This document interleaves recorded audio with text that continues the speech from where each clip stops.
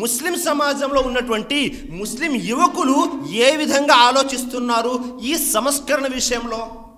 ముస్లింలలో కొంతమంది చెప్పేటటువంటి వాదన ఏమిటి అంటే, మనకు ఈ సమాజంలో మన వైపు నుంచి మాట్లాడడానికి ఎంపీలు కానీ, ఎమ్మెల్యేలు కానీ, మినిస్టర్లు కానీ ఎవరూ లేరు, లోక్సభలో కానీ రాజ్యసభలో కానీ.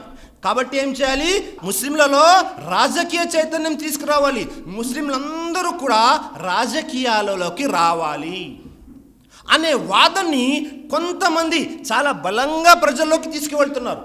ఎందుకని, మన దగ్గర అధికారం ఉంటే మనం ఏమైనా చెయ్యొచ్చు అనే ఆలోచనలో వారు ఉన్నారు. సోదరులారా, జాగ్రత్తగా గమనించండి. మన పక్క దేశాలలో ఎమ్మెల్యేలు, ఎంపీలు, మినిస్టర్లు, ప్రెసిడెంట్లు అందరూ ముస్లింలే. ఒక్కసారి వారి పరిస్థితి ఎలా ఉందో గమనించండి. వారికంటే మంచి పరిస్థితుల్లో మనం ఉన్నాము. ఒకవేళ అధికారాలు ఉంటేనే ముస్లిం సమాజం బాగుపడుతుంది అంటే, గడిచినటువంటి కాలాల్లో ముస్లిం రాజులు ఎంతో మంది గతించారు. ఇది మొట్టమొదటి వాదన. రెండో వారు, ముస్లింలలో ఎక్కువగా పేదవారు ఉన్నారండి, ఎలాగైనా సరే ముస్లింలని ధనికులుగా చేయాలి అనే ఆలోచనతో ముందుకు వెళ్తున్నారు. ఎలాగైనా ముస్లింలని డబ్బున్న వాళ్ళు చేయాలి. నిజంగా డబ్బుంటేనే మన సమస్యలు తీరిపోతాయా, సమాజం సంస్కరించబడుతుందా అంటే ఎంత మాత్రం కాదు సోదరులారా. గతించినటువంటి కాలాల్లో అనేక మంది సంపన్నులు గతించారు, దాని ద్వారా కూడా అంత ఎక్కువ ప్రయోజనం జరగదు. ఆ తర్వాత మరొక ముఖ్యమైనటువంటి విషయం అదేమిటి అంటే, సమాజంలో ముస్లింలలో ప్రాపంచిక జ్ఞానం తగ్గిపోయిందండి. ముస్లింలందరూ కూడా ఆలింలని, హాఫీజ్లని, మదర్సాలని, మస్జిద్ల మక్తబ్లని ఇవే చదువుకుంటున్నారు.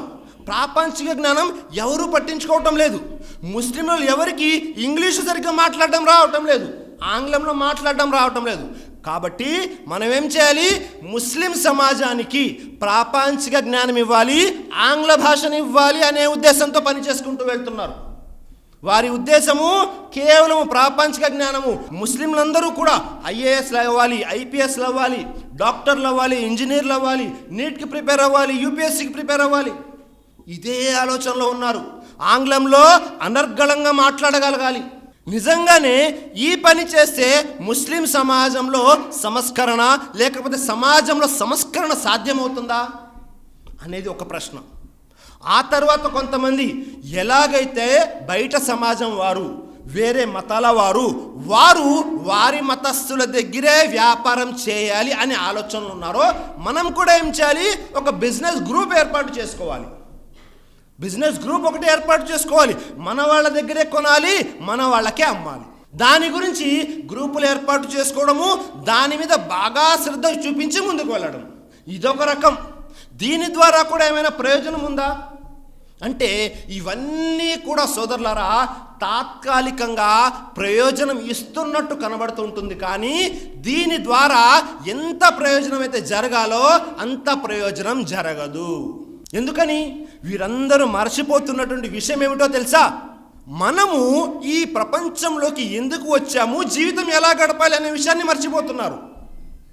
సృష్టికర్త అయిన అల్లాహ్ మనల్ని ఎందుకు పుట్టించాడు? వమా ఖలక్తుల్ జిన్న వల్ ఇన్సా ఇల్లా లియఅబుదూన్. నేను మానవులను, జిన్నులను కేవలం నా ఆరాధన కోసమే పుట్టించాడు అని అంటున్నాడు సృష్టికర్త అయిన అల్లాహ్. మనం వచ్చింది అల్లాహ్ యొక్క ఆరాధన చేయడానికి. మీరు పేదవారుగా ఉన్నా, మీరు ధనికులుగా ఉన్నా, మీరు పండితులైనా, మీ దగ్గర జ్ఞానం లేకపోయినా, మీరు స్త్రీలైనా పురుషులైనా ఎవరైనా సరే, మన మీద మొట్టమొదటి బాధ్యత మనం అల్లాహ్ను ఆరాధించాలి. ఈ విషయాన్ని మర్చిపోతున్నారు. సమాజంలో మనల్ని అందరూ అణగదొక్కేస్తున్నారు, లేకపోతే మన యొక్క అభివృద్ధికి ఆటంకం కలిగిస్తున్నారు అని ప్రాపంచిక విషయాల్లో విజయం సాధించడం కోసం ముందుకు వెళ్తున్నారు. అదే విధంగా ఆలోచన చేసుకుంటున్నారు సోదరులారా. కాబట్టి సృష్టికర్త అయిన అల్లాహ్ ఖురాన్ గ్రంథంలో తెలియజేశాడు, యా అయ్యుహల్లజీన ఆమను తఖుల్లాహ హక్క తుకాతిహి వలా తమూతున్న ఇల్లా వ అంతుం ముస్లిమూన్.